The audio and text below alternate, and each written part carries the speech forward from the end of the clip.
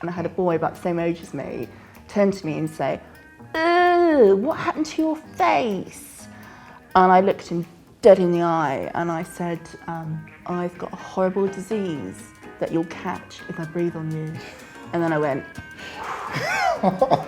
and he ran off screaming. Why don't you just get plastic surgery? Oh, God. It's really not as easy as just getting plastic surgery. Oh, I hate this question, because then you have to explain to them that you are fine. You could spend thousands of pounds and so much of your time going to see a doctor, getting like as much surgery or treatment or like... And that would become your entire life. Yeah, like what, you couldn't do anything else. You would literally just spend all your time in hospital or in bed. I'd be so miserable. I'd be so bored. What happened to you? I started to get bored of telling people what happened, and I started to make stuff up. It was a diving accident. I was the only one that survived. I'd saved kids from a fire and stuff. I also told a kid once that if they lied, that they'd start to look like me. I don't actually mind people asking me this question. I love it. I would prefer to just tell people the truth than them just assuming something. Everyone's too polite. Yeah. And they think that it's a bad thing to ask someone what happened, or it's a bad thing to ask people questions, and it's not. There's lots of different types of staring, I think. And then there's an awkward moment, isn't it, when you clock them and they've clocked you, and it's like, what are you going to do? There's the one where they stare at you and when you look back at them, they pretend not to stare. Or there's a thing where you walk down the street and you can see someone and you can see in your peripheral vision that they're looking as you walk past. I'm not really keen on going out into town because when you've got people walking past and that, and you can see they look, and you can tell that they're making their initial assumptions about you, and then they're just moving on.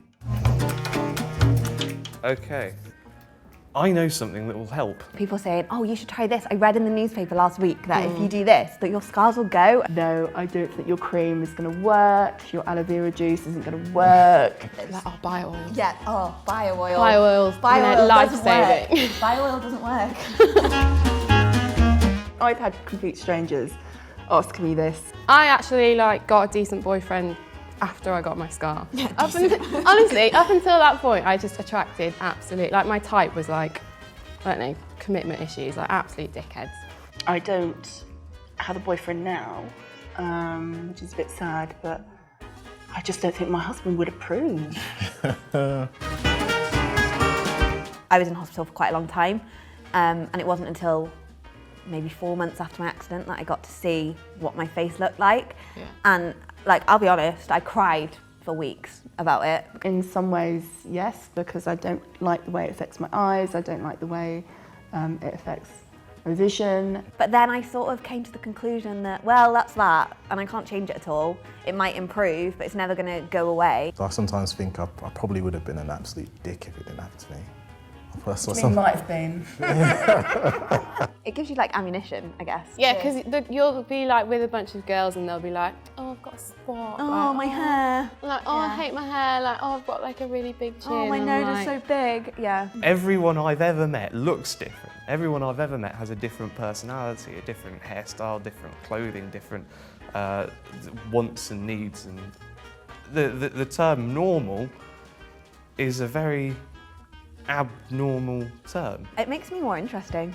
Yeah, look at all these other boring humans. We're quite yeah, unique. We're way more interesting. Who wants to be friends with a normal human?